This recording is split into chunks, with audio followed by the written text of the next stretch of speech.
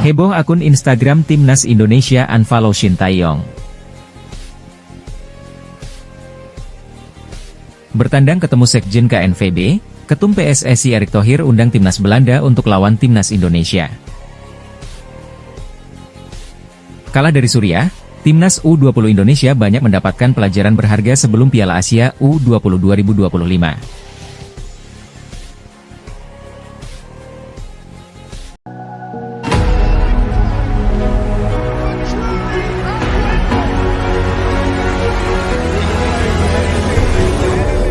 Akun Instagram Tim Nasional, Timnas Indonesia Instagram, Timnas Indonesia, diketahui mengunfollow akun pribadi Shin Tae-yong. Padahal ST sendiri masih mengikuti akun Timnas Indonesia. Setelah pemecatan Shin Tae-yong sebagai pelatih Timnas Indonesia, diketahui akun yang memiliki 7,1 juta pengikut tersebut masih memfollow ST. Begitu juga sebaliknya, bahkan Shin Tae-yong juga masih memfollow Instagram Ketua Umum, Ketum PSSI, Erick Thohir. Timnas Indonesia tampaknya benar-benar ingin melupakan Shin Tae-yong. Terbukti akun Instagram mereka sudah tak lagi mengikuti juru taktik yang sudah meningkatkan prestasi Timnas Indonesia tersebut. Timnas Indonesia unfollow Shin Tae-yong padahal Shin Tae-yong diketahui sampai detik ini masih memfollow akun Timnas Indonesia. Pelatih asal Korea Selatan itu hanya unfollow akun PSSI saja semenjak pemecatan di awal Januari 2025 lalu. Tak ada yang tahu apa alasan Timnas Indonesia unfollow Shin Tae-yong. Tampaknya Timnas Indonesia ingin move on dari ST dan fokus mendukung Patrick Kluivert sebagai pelatih Garuda saat ini.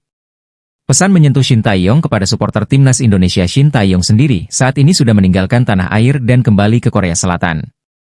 Ia pun diantar supporter Timnas Indonesia saat hendak pergi dari Indonesia. Melihat kepergiannya ditemani para supporter Garuda, ST pun merasa terharu. Tak lupa ia berterima kasih kepada supporter yang sudah sangat menyambut dan mendukungnya selama menangani Timnas Indonesia. Sungguh terima kasih di perjalanan pulang ini diantar pulang seperti ini, saya sangat terharu dan sangat terima kasih, ujar Shin Tae-yong di Bandara Soekarno-Hatta.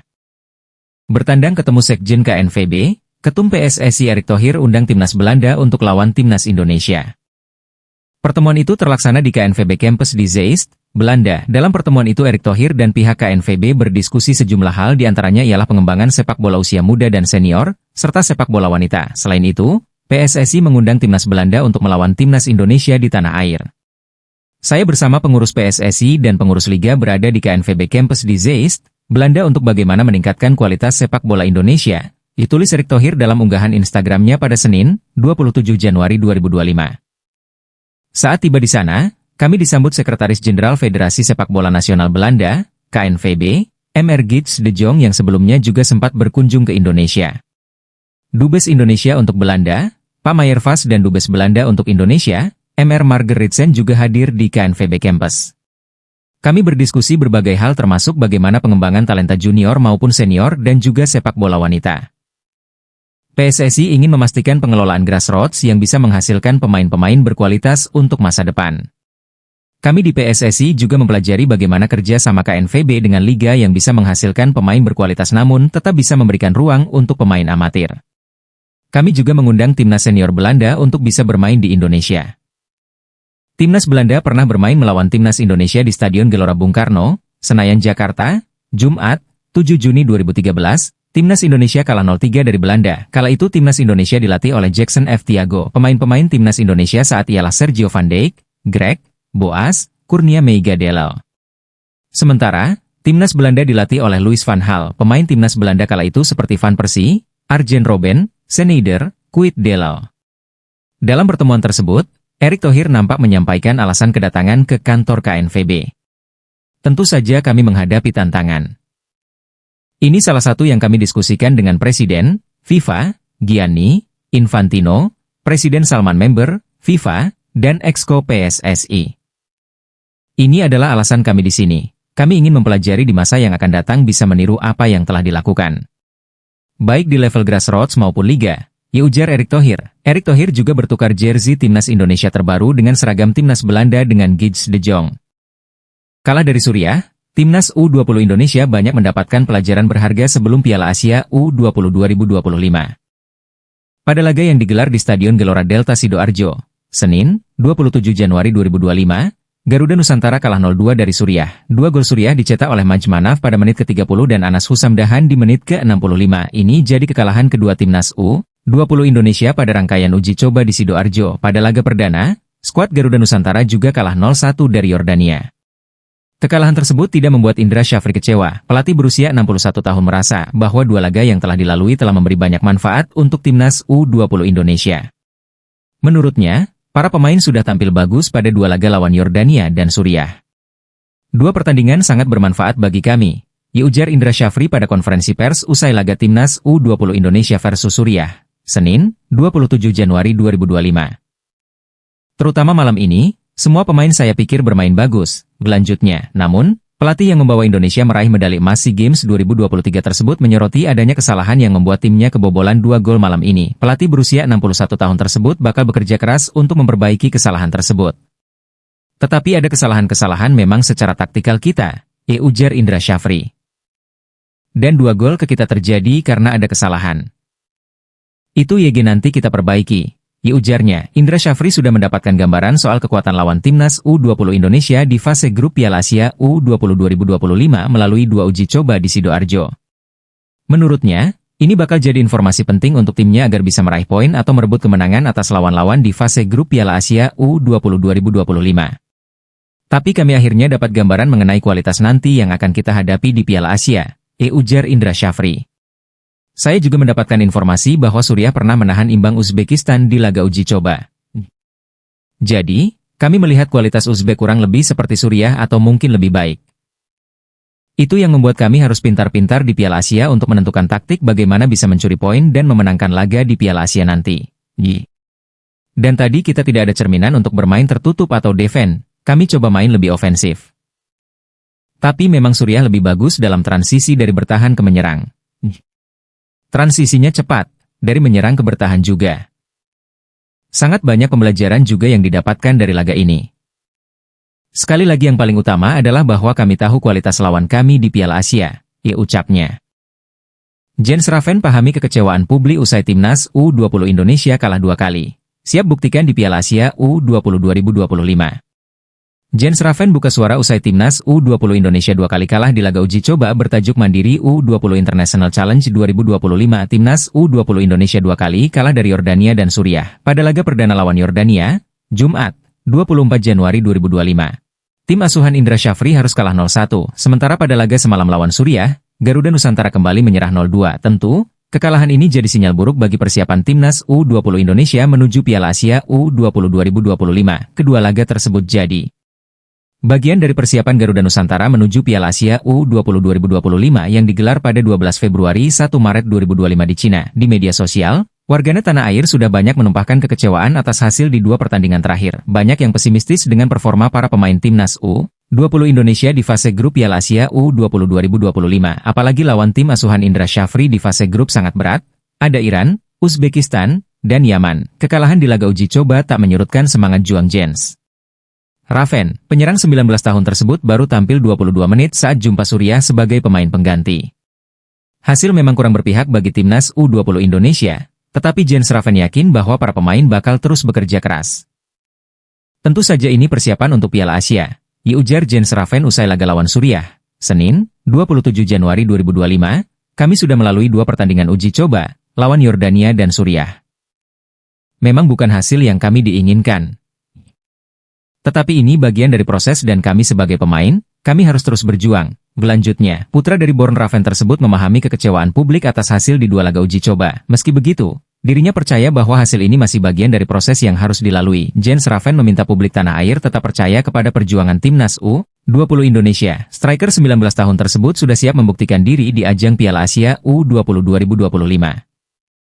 Sebagai bagian dari proses, Anda harus lebih berani mengambil resiko, ujar Raven. Tentu saja kami harus lebih baik dari saat ini. Dengan rotasi yang tepat mungkin kami bisa dapat skuad terbaik untuk Piala Asia. Jadi, saya pikir banyak orang yang kecewa usai 2 kekalahan, tetapi ini bagian dari proses. Jadi, kami masih lakukan rotasi agar dapat skuad terbaik di Piala Asia. Jadi, mohon percaya pada kami dan kami akan buktikan di Piala Asia nanti, tutupnya. Eliano Rejders unjuk gigi di PEC, main 18 menit, cetak statistik ciamik. Eliano Rejders berkontribusi dalam kemenangan PEC Zwolle atas Fortuna Sittard 4-1 di pekan ke-20 Eredivisie 2024-2025. Minggu, 26 Januari 2025. Eliano Raiders memulai laga dari bangku cadangan saat PC Zwolle mengalahkan Fortuna Sittard 4-1, berbeda dengan saat melawan PSV Eindhoven, di mana ia menjadi bek sayap kanan sejak awal. Pelatih Johnny Jensen memasukkannya pada menit ke-72 dengan skor 3-1. Dalam 18 menit, Raiders mencatatkan 12 umpan sukses dari 13 percobaan, dengan akurasi 92%. Meski belum mencetak gol atau assist, Raiders tampil 13 kali di Eredivisie dan sekali di Piala Liga Belanda musim ini. Di Timnas Indonesia, ia hanya tampil sekali, pada 10 Oktober 2024 melawan Bahrain di kualifikasi Piala Dunia 2026, bermain 45 menit babak kedua. Setelah itu, ia absen di laga melawan Cina, Jepang, dan berada di bench saat melawan Arab Saudi. Venezia versus Verona imbang, Jai Idzes dan kawan-kawan puasa menang di Januari. Venezia bermain imbang lawan Verona dalam laga Liga Italia, Selasa 28 Januari dini hari waktu Indonesia Barat. Jai Idzes dan kawan-kawan puasa kemenangan di Januari. Venezia sempat memimpin 1-0 atas Verona di babak pertama lewat Alessio Zerbin. Namun, Verona mampu mencetak gol balasan di menit ke-76 lewat Jackson Chachoa. Hasil imbang itu membuat Venezia kembali harus memendam keinginan untuk meraih poin penuh. Venezia tidak bisa meraih kemenangan dalam 4 laga yang mereka mainkan di Januari. Dari 3 hasil imbang tersebut, Venezia 2 kali membuang keunggulan 1-0 atas lawan. Momen tersebut terjadi pada laga lawan Empoli dan Verona. Venezia sudah lama tak merasakan kemenangan. Terakhir kali Jai Idzes dan kawan-kawan merasakan kemenangan di Liga Italia adalah pada 22 Desember. Momen tersebut terjadi saat Venezia mengalahkan Cagliari dengan skor 2-1. Setelah itu, Venezia tidak mampu mencatat kemenangan dalam 5 laga beruntun. Dari 22 laga yang dijalani Venezia sejauh ini, Jai Idzes dan kawan-kawan baru merebut 3 kali kemenangan dan 7 hasil imbang. Venezia mengumpulkan 16 poin dari 22 laga. Situasi itu membuat Venezia masih terjerat di zona merah Liga Italia. Sudah kalah 2 kali, tayan akhir di depan gawang lawan juga akan terus diperbaiki. Target di laga uji coba mungkin tidak hanya mencetak gol. Tetapi bagaimana game plan yang dirancang itu berjalan? Kata Indra Syafri, tim pelatih akan memberikan penilaian detail terkait performa semua pemain yang ada. Saat ini mereka sedang bersaing untuk bisa masuk ke 23 pemain yang dibawa ke Piala Asia U20 2025 nanti. Evaluasi tentu akan terus dilakukan agar permainan Garuda Nusantara semakin membaik. Kedua, sejauh mana kami bisa melihat para pemain satu persatu kualitasnya. Karena ini, kan kami masih ada mengerucutkan dari 28 nama menjadi 23 nama. Ini yang kami periksa by data dan per pertandingan, kami akan lihat nanti. Selanjutnya, terkait performa sektor serang yang belum baik, Indra mengaku tidak khawatir. Menurutnya, semua pemain bisa tampil maksimal, gol tersebut akan datang. Ini yang menjadi tugas pelatih agar bisa membuat pemain nyaman dan menunjukkan kemampuan terbaiknya. Pertandingan melawan India akan jadi pembuktian bahwa mereka masih bisa bersaing ketat di Piala Asia nanti. Soal berapa gol, saya pikir kalau bisa main bagus, peluang bisa dimanfaatkan sebaik mungkin. Gol tinggal menunggu waktu, tutupnya.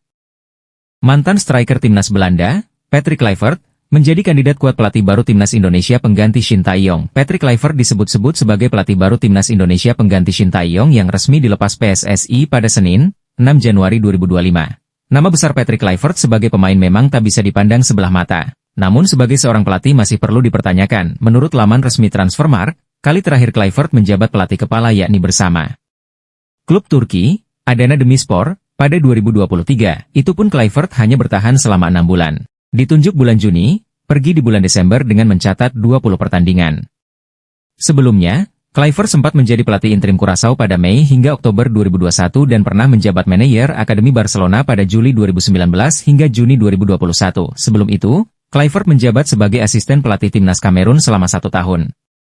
Cerita menarik dibagikan Kluivert soal terakhir kali ia menukangi sebuah tim. Tepatnya saat bersama Adana Demirspor. Menurutnya, ia tidak dipecat melainkan menyudahi kerjasama dengan kesepakatan bersama di saat Adana Demirspor tampil lebih baik. Kami mengakhiri kontrak melalui kesepakatan bersama.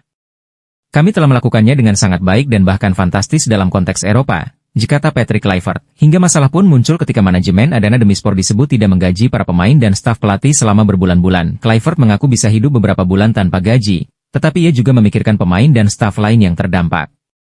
Ditambah Adana Demirspor menelan kekalahan dari Sivasspor, Kluivert pun dipanggil manajemen hingga disepakati berakhirnya kerjasama. Pertama 1 bulan, lalu 2, lalu 3. Pada titik tertentu para pemain juga mulai mengeluh. Selama pelatihan, mereka mulai menyadari bahwa mereka juga tidak dibayar. Saya bisa hidup tanpa uang untuk sementara waktu, tapi staf saya dan para pemain juga harus membayarnya. Kami melakukannya dengan baik dan mencapai hasil yang baik, tetapi pada satu titik kami tidak menerima gaji. Pada satu titik kami kalah dari Sivaspor dan kemudian direktur teknis dan orang yang melakukan negosiasi mendatangi saya. Mereka menginginkan kesepakatan bersama. Mereka tidak ingin melanjutkan, begitu pula saya, kata Kluivert lagi. Meski begitu, Kluivert dibuat jengkel dengan pernyataan Adana Demirspor terkait alasan pemutusan kontrak. Kluivert disebut tidak lagi memiliki kompetensi dalam memilih pemain dan menjalankan strategi terbaik hingga tim menelan kekalahan. Ditambah saat itu ia belum mendapatkan tunggakan gaji dari Adana Demirspor. Kasus ini bahkan sudah sampai ke FIFA. Mereka merasa saya tidak lagi punya keunggulan dalam seleksi, tapi ternyata tidak demikian. Kami berada di urutan keempat. Terserah FIFA, saya akan mendapatkannya. Gaji yang belum dibayar, pada akhirnya, tapi itu menjengkelkan, pungkasnya. Calon pelatih timnas Indonesia, Patrick Kluivert, dikabarkan terlibat kasus hutang judi online bahkan, hutang mantan pemain timnas Belanda itu sampai 16 rupiah miliar. Lantas bagaimana tanggapan dari PSSI? Sebelumnya, Ketua Umum PSSI, Erick Thohir, membenarkan salah satu kandidat pelatih timnas Indonesia adalah Patrick Kluivert. Patrick Kluivert pun dikabarkan terpilih menjadi pelatih timnas Indonesia menggantikan Shin Tae-yong. Pelatih berusia 48 tahun itu akan dikontrak 2 musim dengan opsi perpanjangan. Patrick Kluivert akan diperkenalkan sebagai pelatih timnas Indonesia pada Minggu, 12 Januari 2025. Jelang kedatangannya, media sosial ramai membahas semua tentang Patrick Kluivert. Salah satunya kasus judi online yang menyeret mantan pemain AC Milan tersebut. Anggota Exco PSSI, Arya Sinulinga, menegaskan bahwa tidak mungkin Patrick Kluivert terlibat judi online. Susah juga ya kami ngomongnya. Yang pasti kalau dia terlibat match fixing atau judi, pasti orangnya di blacklist di Eropa, kata Arya Sinulinga kepada awak media termasuk Bola Sport.com. Arya Sinulinga menambahkan, sebelum PSSI menunjuk 3 kandidat pelatih, pastinya dilihat terlebih dahulu latar belakangnya. PSSI tidak mungkin sembarangan menunjuk pelatih yang terlibat kasus merugikan timnas Indonesia. Sebelumnya ada 3 pelatih lainnya yang dibidik PSSI selain Patrick Kluivert. Sayangnya saat melakukan interview dengan Erick Thohir, hanya Patrick Kluivert saja yang datang. 2 pelatih lainnya tidak datang, walhasil PSSI menunjuk Patrick Kluivert sebagai pelatih baru timnas Indonesia. Setahu kami kalau orangnya terlibat skandal apapun itu, pasti sudah di blacklist di Eropa.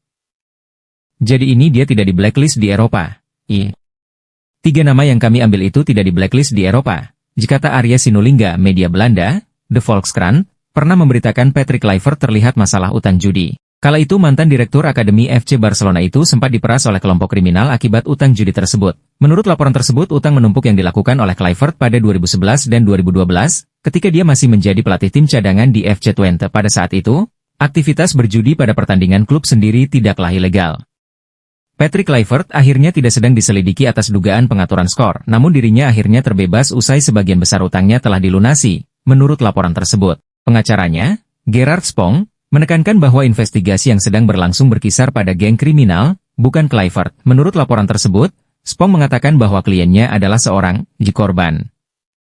Terbaru, terungkap ternyata wajah Patrick Kluivert muncul sebagai brand ambasador situs judi online. Dalam keterangan situs tersebut, Patrick Kluivert menjadi ambasador pada 2022 hingga 2023. Jadi clear ya dia tidak di blacklist. Kalau di blacklist, tidak mungkin kami panggil, tutup Arya Sinulinga. Anggota Komite Eksekutif, Exco, PSSI, Arya Sinulinga, angkat bicara soal pemecatan Shin Tae-yong.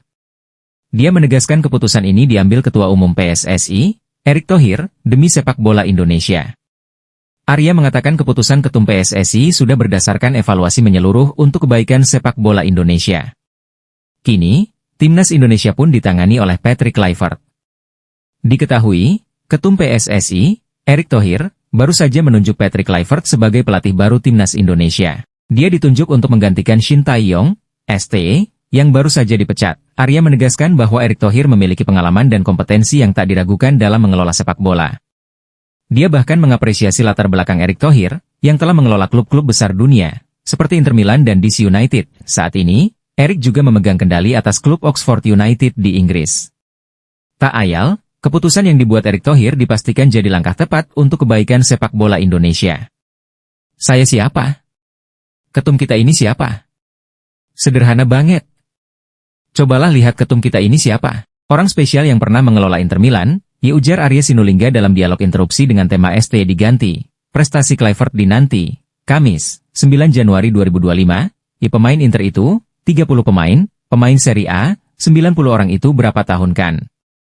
Pelatih yang ditangani yang dibawahi Mancini ya, Frank de Boer, dan lain-lain semua, banyak banget pengalamannya sampai dan pernah pegang DC United. Hari ini pegang Oxford itu Pak Ketum Erick Thohir, dilanjutnya. Arya juga memuji kecakapan Erick dalam mengambil keputusan penting untuk sepak bola Indonesia. Diyakini, langkah yang diambil sudah tepat. Saya kalau Pak Erick Thohir bicara bola saya cuma ternganga doang. Karena apa? Pengalaman beliau, penanganan beliau saya rasa siapa sih yang bisa menekan-nekan Ketum, ucap Arya. Dan kembali lagi, selama beliau jadi Ketum PSSI, saya berkali-kali bilang di mana-mana, tunjukkan satu kebijakan beliau yang salah untuk sepak bola Indonesia, ditambahnya. Arya pun menyoroti pentingnya penguasaan locker room atau ruang ganti dalam keberhasilan sebuah tim sepak bola. Dia menyebut bahwa ketidakmampuan seorang pelatih atau pengelola tim untuk menguasai locker room akan menjadi faktor utama kegagalan. Enggak perlu dibahas lagi mengenai masalah itu. Tapi yang pasti, kunci itu ada di locker room, ruang ganti pemain. Saya mau jelasin saja, kunci itu ada di locker room. Ketika tidak terkuasai locker room oleh pelatih atau yang mengelola tim, maka habis, sudah pasti kalah, nggak mungkin menang lagi, jelas Arya. Jadi, Jose Mourinho itu bermasalah di locker room Chelsea. Banyak pelatih jagoan di dunia nggak bisa menguasai locker room, habis. Pemilik pun begitu, tidak bisa menguasai locker room habis, tambahnya. Justru Sergio Van Dijk mengatakan bahwa Kluivert selalu menunjukkan empati dan kemampuan untuk memahami para pemain. Pengalamannya sebagai pemain membuatnya lebih memahami pemain, dan ia tak pernah membandingkan satu sama lain. Saya tidak merasa seperti sedang dibandingkan dengannya, meskipun dia adalah seorang pemain bintang, kata Sergio Van Dijk. Dia tidak membuat saya merasa kecil sebagai striker dari level yang lebih rendah. Sebaliknya, dia membuat saya merasa dihargai dan percaya pada kemampuan diri sendiri. Menurutnya, Kluivert sosok pelatih yang santai dan tak menunjukkan perbedaan meski ia merupakan sosok legenda sepak bola. Van Dijk juga membagikan momen saat kecil ia melihat pertandingan dari Kluivert. Bahkan ada momen yang paling tak pernah terlupakan saat Kluivert mencetak gol kemenangan buat Ajax di Liga Champions 1995. Hal lain yang menarik adalah saya pernah menyaksikannya bermain sepak bola saat masa jayanya. Ia menjadi contoh dan idola bagi saya, jelas Van Dijk. Salah satu momen yang paling saya ingat adalah pada suatu Rabu malam di tahun 1995. Ketika itu, saya masih kecil dan menonton bersama keluarga saat Kluivert mencetak gol kemenangan di final Liga Champions 1995 untuk Ajax. Gol itu menjadikannya pahlawan Ajax. Kami merayakan keberhasilan tersebut, dan sejak kecil, saya sering menonton gol-golnya, baik di level klub maupun tim nasional, ujarnya. Tak hanya kenangan masa kecil itu, Van Dijk mengungkapkan kesan mendalam yang didapatkan saat Kluivert di Brisbane Roar. Menurutnya keberadaan Patrick Kluivert di Brisbane Roar pada tahun 2010 sebagai asisten pelatih juga memberikan banyak pelajaran. Menurutnya, Kluivert sosok pelatih yang berwibawa dan mampu memahami kebutuhan pemain. Ketika dia datang ke Brisbane, rasanya saya hampir tidak percaya dia benar-benar akan berada di sana, ucap Van Dijk. Sebagai asisten pelatih, menurut saya dia membuat keputusan yang tepat untuk mencari pengalaman dari berbagai budaya, terutama budaya sepak bola yang berbeda. Bagi saya, kehadirannya di tim sangat menyenangkan.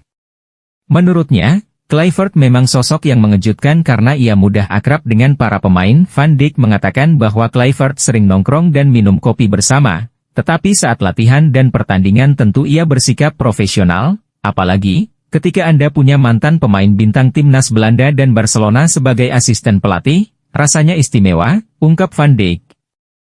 Kami sering menghabiskan waktu bersama, karena saya sudah beberapa tahun tinggal di Brisbane. Saya bisa menunjukkan kepadanya tempat-tempat menarik dan aktivitas yang bisa dilakukan di sana. Kami sama-sama berbicara dalam bahasa Belanda, dan saat ada laga tandang, kami biasanya meluangkan waktu untuk nongkrong bareng. Untuk itu, dengan bergabungnya Kluivert ke timnas Indonesia dan akan melatih skuad Garuda, mantan pemain Persib Bandung ini percaya ia akan menjadi sosok yang bagus dan tepat. Pelatih Shin Tae-yong berharap timnas Indonesia berhasil melaju ke Piala Dunia 2026 meski tanpa dirinya. Seperti yang diketahui, Shin Tae-yong telah didepak dari kursi pelatih timnas Indonesia pada 6 Januari 2025. PSSI kini sudah menemukan pengganti Shin Tae-yong. Sosok yang dimaksud yakni Patrick Kluivert. Pelatih asal Belanda itu mendapat kontrak berdurasi 2 tahun dengan opsi perpanjangan. Sementara itu, Shin Tae-yong baru saja mengungkapkan salam perpisahannya setelah tak jadi pelatih timnas Indonesia. Salam perpisahan tersebut diutarakan Shin Tae-yong melalui akun Instagram pribadinya pada Sabtu, 11 Januari 2025. Pelatih asal Korea Selatan itu secara khusus mengucapkan terima kasih kepada Ketua Umum PSSI, Erick Thohir. Shin Tae-yong menilai Erick Thohir telah banyak memberikan bantuan kepada timnas Indonesia. Lebih lanjut, pelatih yang berusia 54 tahun itu juga mengucapkan terima kasih kepada PSSI selaku federasi serta para pelatih yang mendampinginya di timnas Indonesia selama ini. Salam hormat dan hangat. Saya Shin Tae-yong.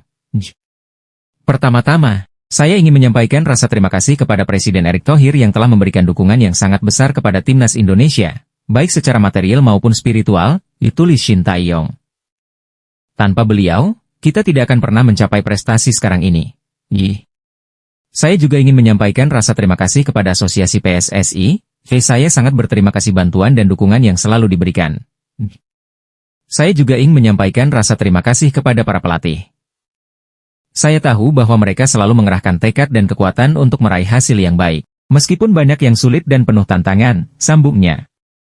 Terakhir, Shin Tae-yong berharap timnas Indonesia bisa tampil di Piala Dunia 2026.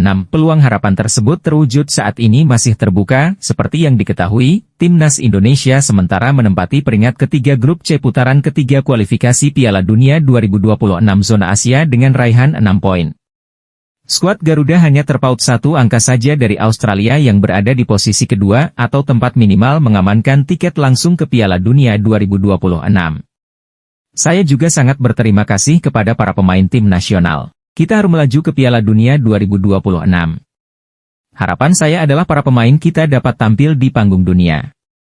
Terakhir, saya ingin menyampaikan terima kasih yang sebesar-besarnya kepada masyarakat Indonesia yang telah mencintai dan mendukung saya. Saya akan mengingat kehangatan hati dan dukungan yang kau kirimkan kepadaku, tutup Shin Tae-yong. FIFA larang PSSI naturalisasi Jairo Riedewald karena pernah 3 kali membela timnas Belanda senior? Jawabannya, FIFA tidak bisa melarang PSSI untuk menaturalisasi ex-gelandang Crystal Palace yang pernah eksis di Premier League tersebut. Menurut regulasi FIFA soal perpindahan federasi, seorang pemain diizinkan berganti tim nasional asalkan tidak bermain lebih dari 3 kali, baik itu di kompetisi resmi maupun tidak resmi. Untuk Jairo Riedewald, gelandang 28 tahun ini, bermain 3 kali bersama timnas Belanda senior. Jairo Riedewald bermain 3 kali, tepatnya saat timnas Belanda kalah 0-3 dari Turki di kualifikasi Piala Eropa 2016. Saat itu, Jairo Riedewald bermain 90 menit. Kemudian, pemain yang dulunya beroperasi sebagai fullback kiri ini juga bermain 90 menit saat Belanda menang 2-1 atas Kazakhstan, juga di kualifikasi Piala Eropa 2016. Terakhir, ex-pemain Ajax Amsterdam ini bermain 33 menit saat Belanda kalah 2-3 dari Republik Ceko di lanjutan kualifikasi Piala Eropa 2016. Akibat kekalahan itu, timnas Belanda gagal lolos ke Piala Eropa 2016. Sejak kekalahan itu juga Jairo Riedewald tak pernah membela timnas Belanda senior. Selain hanya memiliki 3 caps, ada satu alasan lain kenapa PSSI bisa menaturalisasi Jairo Riedewald. Ketika membela timnas Belanda, usia Jairo Riedewald adalah 18 tahun. Sementara itu, persyaratan bagi pemain yang mau berpindah federasi adalah terakhir kali membela tim nasional utama di usia maksimal 21 tahun. Alhasil, secara regulasi Jairo Riedewald bisa dinaturalisasi menjadi warga negara Indonesia, WNI. Kehadiran Jairo Riedewald di lini tengah begitu dibutuhkan pelatih timnas Indonesia, Patrick Kluivert. Dalam sesi perkenalan dirinya sebagai pelatih timnas Indonesia pada Minggu 12 Januari 2025 sore WIB, Patrick Kluivert menegaskan Jairo Riedewald merupakan satu dari sekian pemain yang didekati untuk dinaturalisasi menjadi WNI. Harapannya, gelandang 182 cm ini sudah dapat membela timnas Indonesia saat menghadapi Australia dan Bahrain pada 20 dan 25 Maret 2025. Saya tidak tahu apakah saya bisa sebut namanya, tetapi ada satu nama yang bisa saya bilang, akan dinaturalisasi menjadi WNI, Jairo Riedewald, kata Patrick Kluivert.